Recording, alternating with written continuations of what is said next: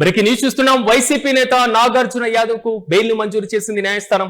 నాగార్జున యాదవ్ కు బెయిల్ ను మంజూరు చేసింది నాంపల్లి కోర్టు. అయితే ముఖ్యమంత్రి రేవంత్ రెడ్డి పైన అనుచిత వ్యాఖ్యలు చేశారనేటువంటి ఆరోపణల నేపథ్యంలో జూలై 10న బేగం బజార్ పోలీస్ స్టేషన్ లో నాగార్జున యాదవ్ పైన కేసు నమోదు చేశారు. ప్రధానంగా బిఎన్ఎస్ లోని 192, 352, 353 క్లాస్ 1, 353 క్లాస్ 2 సెక్షన్ల కింద కేసు నమోదు చేయడం జరిగింది. అయితే తెలంగాణ ముఖ్యమంత్రి రేవంత్ రెడ్డి పైన అనుచిత వ్యాఖ్యలు చేశారు అనేటువంటి ఆరోపణలు, ముఖ్యమంత్రిని స్విగ్గీ జొమాటో బాయ్ తో పోల్చారు అనేటువంటి ఆరోపణల నేపథ్యంలో నాగార్జున యాదవ్ పైన కేసు నమోదు చేశారు. అయితే దీనిపైన వైసీపీ కూడా తీవ్రంగా స్పందించినటువంటి వైనం మనం చూస్తున్నాం. రాజకీయ పూరితమైనటువంటి కక్ష సాధింపు చర్యగానే వైసీపీ నేతలు దీన్ని అభివర్ణిస్తున్నారు. నాగార్జున యాదవ్ పూర్తి స్థాయిలో మాత్రం న్యాయ పోరాటం చేస్తారంటూ కూడా ఇప్పటికే వైసీపీ ప్రకటించింది. ప్రధానంగా ఈ తాజా కేసు నేపథ్యంలో వైసీపీ నేత నాగార్జున యాదవ్ కు నాంపల్లి కోర్టు బెయిల్ మంజూరు చేసింది.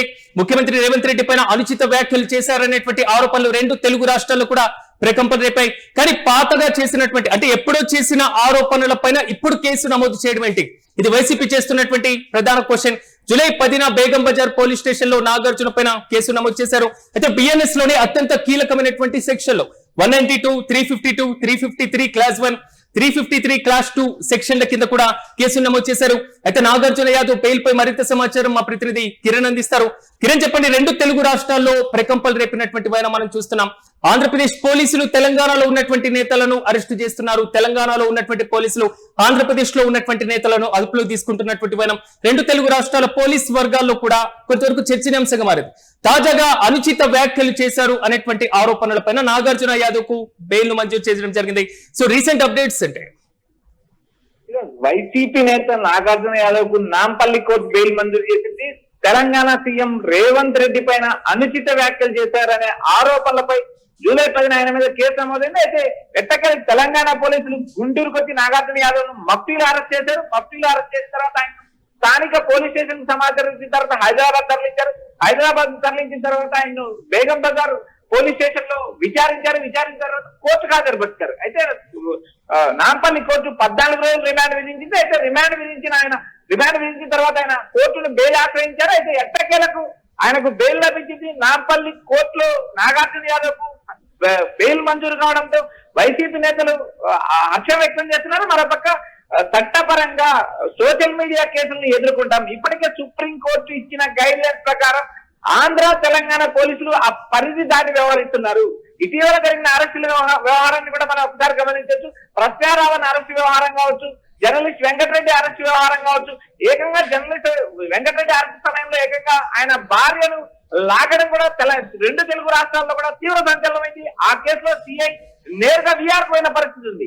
సోషల్ మీడియా కేసుల పైన ఒక 41A నోటీస్ ఇచ్చి ఈ విచారణకు పిలవాల్సిన పరిస్థితులు ఉన్నాయి. అలాంటి నేపథ్యాలు ఇటు పోలీసులు అటు రాజకీయ నాయకుల ప్రమేయంతోనే నేరుగా పోలీసులు తమ పరిధి దాటి వ్యవహరిస్తున్నారంటూ ఏపీ హైకోర్టుతో పాటు తెలంగాణ హైకోర్టు పలుమార్లు పోలీసులపై అక్షింతలు వేసిన పోలీసుల పనితీరులో మార్పు లేదు. మరోపక్క రెండు రాష్ట్రాల్లో ఉన్న రాజకీయ పార్టీలు అటు బీఆర్ఎస్ ఇటు వైసీపీ రెండు పార్టీలకు సన్నిహిత సంబంధాలు ఉండడం. మరోపక్క టీడీపీ అధికారంలో ఉన్న ఆంధ్రప్రదేశ్ లో అధికారంలో ఉన్న టీడీపీ కూటమి, తెలంగాణలో అధికారంలో కాంగ్రెస్ కూటమి, కాంగ్రెస్ పార్టీకి సన్నిహిత సంబంధాలు ఉండడం వల్ల ఆ రెండు రాష్ట్రాల్లో ఈ పోలీసుల ప్రవర్తన తీరుపై రెండు రాష్ట్రాల ప్రభుత్వాలపై హైకోర్టు తీవ్ర విమర్శలు కురిపించినప్పటికీ పోలీసుల పనితీరులో మార్పు లేదు. సోషల్ మీడియా కేసులో 41A నోటీస్ ఇచ్చి విచారణ జరపాల్సిన పరిస్థితి ఉంది. అవి చట్టపరమైన కేసులు చట్టపరంగా ఎదుర్కొనే అవకాశాలు ఉన్నాయి. అలాంటి కేసులో 41A నోటీస్ ఇచ్చి విచారించాల్సిన పోలీసులు ఏకంగా మఫ్టీలో వచ్చి రెండు తెలుగు రాష్ట్రాల్లో ప్రధానంగా అంటే ఈ అంశాలన్నీ కూడా న్యాయస్థానం పరిశీలనకి వచ్చాయి అనుకోవచ్చా? ఎందుకంటే నోటీసులు ఇవ్వకుండా అరెస్ట్ చేయడం, సివిల్ డ్రెస్ లో వచ్చి అరెస్ట్ చేయడం, అయితే సొంత రాష్ట్రం కాకుండా వేరే రాష్ట్రం నుంచి ఇక్కడికి వచ్చి పోలీసులు అదుపులోకి తీసుకునేటువంటి ప్రక్రియలో సుప్రీంకోర్టు గైడ్ లైన్స్ కూడా ఉన్నటువంటి సందర్భాలు మనం చూసాం. సో ఈ మొత్తం బెయిల్ మంజూరు చేసేటువంటి సందర్భంగా న్యాయస్థానంలో ఏమైనా చర్చకు వచ్చాయా అనుకోవచ్చా? ఇక్కడ ప్రధానంగా నాంపల్లి కోర్టులో కూడా ఈ కేసుపై వాదోపవాదాలు జరిగాయి. అయితే ఇక్కడ బెయిలబుల్ సెక్షన్లు పెట్టాల్సిన కేసులు ఎందుకు బిఎన్ఎస్ సెక్షన్లు వాడుతున్నారు? సోషల్ మీడియా కేసులు ఏవైతే అనుచిత వ్యాఖ్యల వ్యవహారం పైన నేరుగా అరెస్టుల వ్యవహారం వరకు ఎందుకు వస్తుంది? 41 నోటీస్ ఇచ్చి వివరణ అడగచ్చు, వివరణ తర్వాత చట్టపరమైన చర్యలు తీసుకున్నారు. అలాంటి పరిస్థితులు లేకుండా సుప్రీంకోర్టు గైడ్ లైన్స్ ఉన్నప్పటికీ కూడా సోషల్ మీడియా కేసులో అరెస్ట్ ఎందుకు చేస్తున్నారంటూ అటు తెలంగాణ హైకోర్టు, ఇటు ఆంధ్రప్రదేశ్ హైకోర్టు పోలీసులపై తీవ్ర ఆరోపించింది. గతంలో రఘురామకృష్ణరాజుకు సంబంధించిన కస్టోడియల్ కేసులో నేరుగా బీహార్ కెళ్లి సునీల్ నాయక్ ను అరెస్ట్ వ్యవహారంలో కూడా బీహార్ హైకోర్టు కూడా తీవ్ర వ్యాఖ్యలు చేసింది. పోలీసులు మఫ్టీలో ఎలా అరెస్ట్ చేస్తారు? మీరు పోలీసులని గ్యారంటీ ఏంటి? కేవలం ఐడి కార్డు ద్వారా వచ్చి ఒక ఐపీఎస్ అధికారిని ఎలా అరెస్ట్ చేస్తారంటూ అటు బీహార్ కోర్టు ముడికేలేసిన నేపథ్యం మనం ఆంధ్రప్రదేశ్ పోలీసుల వ్యవహారంలో గతంలో జరిగిన విషయం చూసాం. అయితే ఇక్కడ రెండు తెలుగు రాష్ట్రాల్లో ఉన్న సోషల్ మీడియా కేసులపై పోలీసులు ఎందుకు అంత తీవ్రంగా పరిగణలోకి తీసుకుంటున్నారు? దీని వెనక రాజకీయ ప్రేరేపిత కారణాలు ఉన్నాయంటూ నాంపల్లి హైకోర్టు తీవ్ర వ్యాఖ్యలు చేసింది. మరోపక్క నాగార్జున యాదవ్ బెయిల్ మంజూరు కావడంతో వైఎస్ఆర్సీపీ శ్రేణులు హర్షం వ్యక్తం చేస్తున్న చట్టపరంగా న్యాయపరంగా ఎదుర్కొంటాం. సీఎం రేవంత్ రెడ్డి పైన అనుచిత వ్యాఖ్యలు చేసిన వ్యవహారం గతంలో జరిగిన కేసును ఇప్పుడెందుకు తెరపైకి తెచ్చారు? ఇటీవల సోషల్ మీడియాలో ట్రోల్ అయిన తర్వాత ఏదైతే సుమోటో స్విగ్గీ బాయ్ అని రేవంత్ రెడ్డి పైన అనుచిత వ్యాఖ్యలు చేశారు నాగార్జున యాదవ్. గతంలో చేసిన వ్యాఖ్యలు ఇప్పుడు సోషల్ మీడియాలో ట్రెండ్ కావడంతో కేసు నమోదు చేశారు. జూలై 10 కేసు నమోదు చేశారు. ఇలాంటి చిన్న కేసులు, ఇలాంటి 41 ఇయర్ నోటీస్ ఇచ్చే కేసుల్లో అరెస్ట్ చేయాల్సిన అవసరం ఏముందంటూ ఒకంత నాంపల్లి కోర్టు కూడా ఆగ్రహం వ్యక్తం చేసింది. ఎట్టకేలకు వైసీపీ నేత నాగార్జున యాదవ్ బెయిల్ లభించింది. చట్టపరంగా న్యాయపరంగా కేసులు ఎదుర్కొంటాం, ప్రభుత్వాలు బెదిరిస్తే భయపడం, కేసులు ఎదుర్కొని తీర్థం నిలబడతామంటూ వైసీపీ నేతలు కిరణ్ తాజాగా కేసులు అంటే మీరు అన్నట్లుగా కృష్ణారావన్ కేసును పరిశీలించిన, తాజాగా నాగార్జున యాదవ్ కేసును పరిశీలించిన, సోషల్ మీడియాలో వ్యాఖ్యలు చేసినటువంటి అంశాలే ఎందుకు తెలుగు రాష్ట్రాలే ప్రధానంగా అంత ఫోకస్ పెట్టాల్సినటువంటి సందర్భం వస్తుంది అనుకోవచ్చు? ఇక్కడ ప్రధానంగా రెండు తెలుగు రాష్ట్రాల ప్రభుత్వాల మధ్య ఉన్న సఖ్యత, గతంలో ఉన్న సఖ్యత, ఇప్పుడు ఉన్న సఖ్యత గురించి ఒకసారి మనం పరిశీలిస్తే గతంలో బీఆర్ఎస్ కాంగ్రెస్ వైసీపీకి అత్యంత అనుకూల సంబంధాలు ఉండేవి. తర్వాత వచ్చిన ప్రభుత్వాలు మారాయి. తర్వాత వచ్చిన ప్రభుత్వాల మధ్య ఉన్న సఖ్యత సంబంధాలు చూస్తాం. అయితే ఇక్కడ కేవలం ఒక జర్నలిస్ట్ చేసిన ఆరోపణలు కావచ్చు, ఒక వైసీపీ నేత చేసిన ఆరోపణలు కావచ్చు, పోలీసులు అత్యుత్సాహంతో ఎందుకు రియాక్ట్ అవుతున్నారు? రాజకీయ ప్రేరేపిత కారణాలతో అరెస్టులు ఎందుకు చేస్తున్నారు? ఒక రాష్ట్రం నుంచి మరో రాష్ట్రానికి పరిధి దాటి పోలీసులు ఎందుకు వ్యవహరిస్తున్నారు?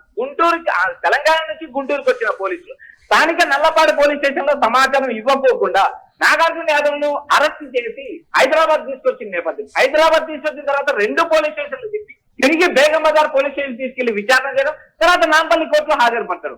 ఈ మొత్తం వ్యవహారాన్ని ఒకసారి గమనించినప్పుడు పోలీసులు తమ పరిధి దాటుతున్నారా అనే విషయాలపైన కూడా విమర్శలు వ్యక్తమవుతున్నాయి. ఎందుకంటే 41 ఇయర్ నోటీస్ ఇవ్వచ్చు, మరోపక్క నాగార్జున యాదవ్ భార్య సమాచారం ఇవ్వకుండా పోలీసులు చెప్పి కేవలం అతన్ని కారులో ఎక్కించుకొని రావడం ఎంతవరకు కరెక్ట్ అంటూ నేరుగా నాగార్జున భార్య మరోపక్క ఎమ్మెల్సీ లేళ్లాపిరెడ్డి కూడా ఎస్పీ దృష్టికి తీసుకెళ్లిన పరిస్థితి. అప్పటికి జిల్లా ఎస్పీ కూడా సమాచారం ఇవ్వకోకుండా పక్క రాష్ట్రానికి సంబంధించిన పోలీసులు అరెస్ట్ చేయడం ఎంతవరకు సమంజసం అంటే ఒకవైపు నాంపల్లి కోర్టు తీవ్ర ఆగ్రహం వ్యక్తం చేసిన నేపథ్యం, మరోపక్క పోలీసులు రాష్ట్ర ప్రభుత్వాల మధ్య ఉన్న సఖ్యత, వీటిని అన్నిటినీ పరిగణలోకి తీసుకొని పోలీసులు అత్యుత్సాహం ప్రదర్శించడమే కాకుండా తమ పరిధి దాటుతున్నారనే విమర్శలు వ్యక్తమవుతున్నాయి. ఈ బెయిల్ మంజూరు చేసేటువంటి సందర్భంగా నాగార్జున యాదవ్ ఏమైనా షరతులు విధించిందని న్యాయస్థానం, దానికి సంబంధించినటువంటి డీటెయిల్స్?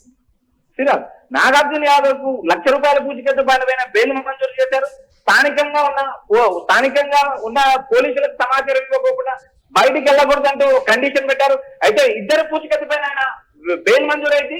గతంలో ఆయనకు వ్యక్తిగత పూచికత్తు పైన కూడా బెయిల్ మంజూరైన అంశాలు కూడా కోర్టు పరిగణలోకి తీసుకుంది. ప్రస్తుతం అయితే 2 పూచికత్తుతో నాగార్జున యాదవ్ కు బెయిల్ మంజూరైంది. అయితే స్థానికంగా ఉన్న పోలీసులకు సమాచారం ఇవ్వకుండా ఆయన బయట రాష్ట్రాలకు కానీ విదేశాలకు కానీ పర్యటించకూడదనే కండిషన్ ఆయనకు బెయిల్ మంజూరైందని మనకు సమాచారం వినిపిస్తుంది.